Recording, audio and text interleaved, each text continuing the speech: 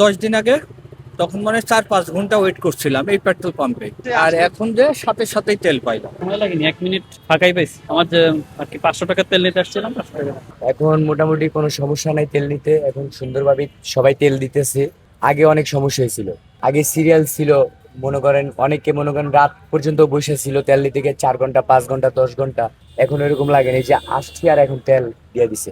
এরকম সুবিধা কতদিন ধরে পাচ্ছেন? হ্যাঁ, যতটুকু লাগতেছে মোটামুটি দিতেছে মনে হয়।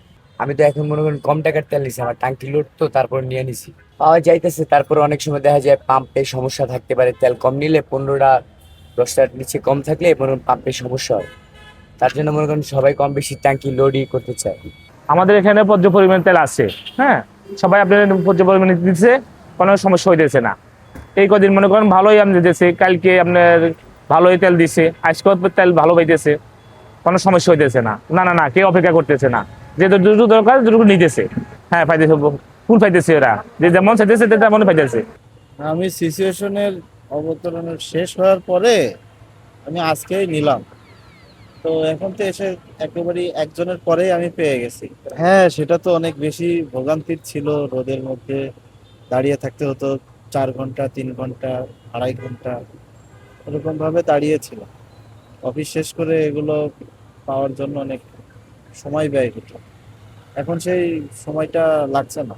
দেখেন, দাম বাড়া এটা তো সবারই কনসার্নের বিষয়, এটা তো আর আসলে একক কোনো সিদ্ধান্ত না, এটা সরকারি সিদ্ধান্ত এবং সারা বিশ্বে যেভাবে জ্বালানি সংকট আছে সেক্ষেত্রে এটা আমি বলবো ঠিকই আছে। মোটামুটি না, এটাতে মোটামুটি বলা যাবে না, এটা অনেক বেশি ভালো।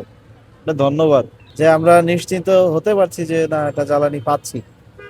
যারা শ্রমজীবী আছে, আমরা যারা অফিস চালাই বা তাদের তো তেল সংগ্রহ করতে গেলে অনেক আহ, সিদ্ধান্তহীনতার মধ্যে থাকতে হয়, টাইমের সাথে মেলে না, সেক্ষেত্রে দারুণ ঝামেলা হতো।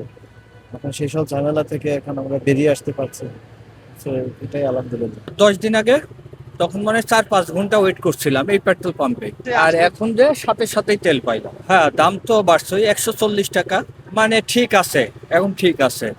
আমার সময় লাগেনি, 1 মিনিট ফাঁকাই পাইছি। আমার যে আর কি 500 টাকার তেল নিতে আসছিলাম, 500 টাকা। এখন হচ্ছে যুদ্ধের কি অবস্থা হয়, তারপর হচ্ছে তেলের সংকট হয় কিনা মানে এখনই বলা যাচ্ছে না। এটা আর কি আমার মনে হয় যে এখন তো যুদ্ধের জন্য আর কি তেলের দামটা বাড়াইছে।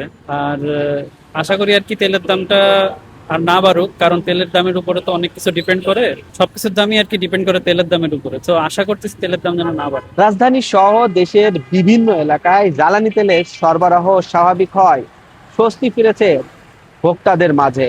আগে যেখানে পাম্পে পাম্পে দীর্ঘ লাইনে ঘন্টার পর ঘন্টা অপেক্ষা করতে হতো, সেই দৃশ্য এখন উধাও।